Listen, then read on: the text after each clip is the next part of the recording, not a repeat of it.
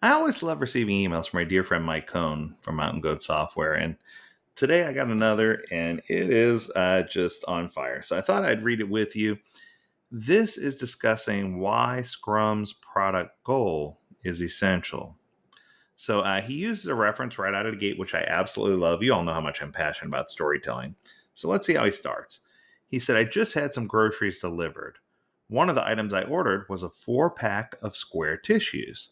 The store must have been out of those because they substituted an 8-pack of the small travel tissues. You might say the store delivered less value than I expected. And I'm only a bit disappointed. But imagine how disappointed stakeholders are when teams deliver less value than they should. That's more frustrating because what our teams deliver is nothing to sneeze at.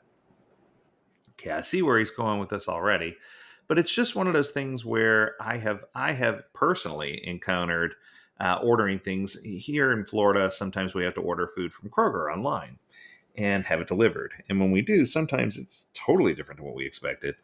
It's just amazing to see. We've even had one time where they substituted one fruit for a different fruit. Yeah, it's just sometimes things get a little hairy, but you can't get disappointed. You almost have to sit back and laugh when it happens, right?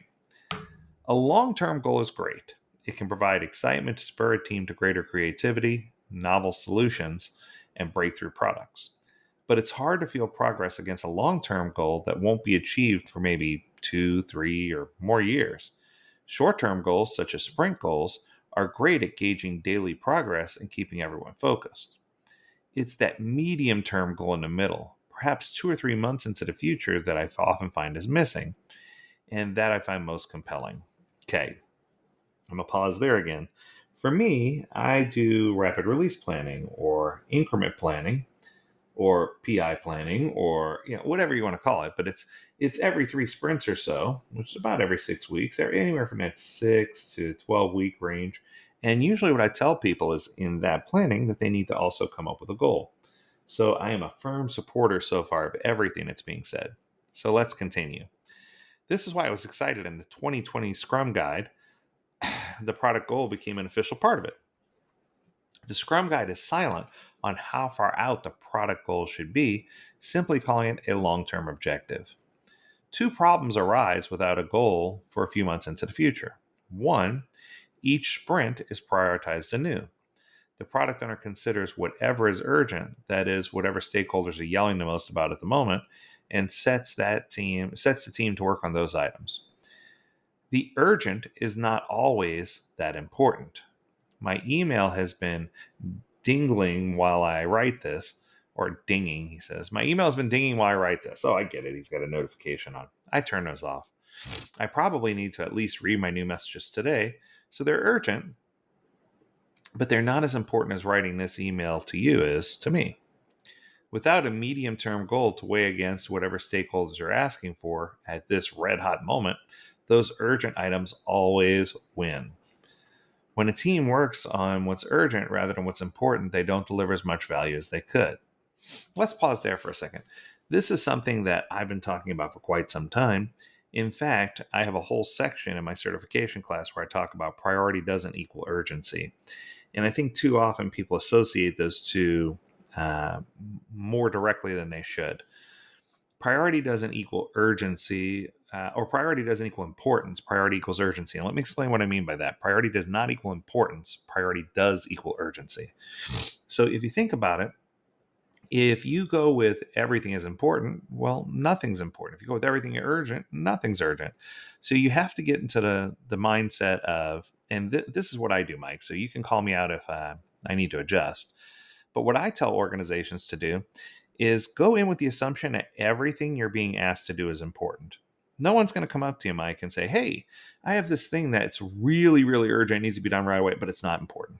It's not something that matters, but it's super urgent. It's kind of like your email dinging in the background thing, right?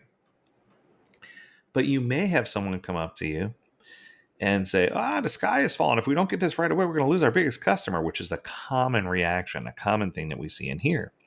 So with that being true, I want to emphasize that I feel like it's important to say, we have, no pun intended, we have tons of important things we can do. We got lots of them, loads. If it's in a backlog, chances are it's probably something important. but we do kind of have to figure out which things have the greatest urgency. But in order to make it to where not everything has that same level of urgency, one of the tools that I use is I make everything a low priority. Everything in a sprint, low priority.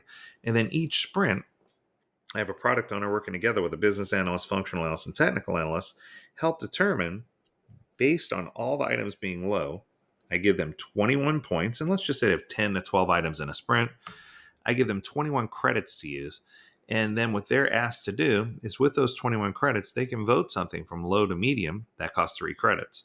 They can vote something from low to high. That costs 7 credits. But when they're out of credits, they're out of credits, and they all have to collectively agree how to use those 21 units. They can't be carried over from one sprint to another. And what this does is it forces them to objectively stack rank what's there using these credits, for priority's sake, and making sure that even though everything is important, that everything can't be urgent at the same time. And if you do this, it's going to help resolve some of those issues you're bringing up there in that first category. The second one you point out is without a medium-term goal to guide it, the team will often bounce from one top priority to the next. Hey, that's what we're just now talking about. Teams, and especially their product owners, can succumb to what's called shiny object syndrome. An agile team should absolutely shift away from its current top priority capability once the next work on that item is of lower value than work on some other capability. A product goal achievable in a few months helps the team decide when that's the case and when they need to shift. As the team begins a new iteration, everyone should be open to abandoning or altering that medium length goal and moving on with something else. Okay, I'm going to pause there. One of the things that, for the first time in a long time, one of the things I disagree with is if you're using a medium term goal that you should be ready to abandon or alter it regularly. Now, I see what you wrote next, so I do agree with you. Using a medium term goal to guide rather than dictate its priorities will help your team succeed. I definitely agree with that. I don't want it to be locked or set in stone, but I do believe it's important for us to have some dedicated focus. There's nothing that impacts the team worse than whiplash.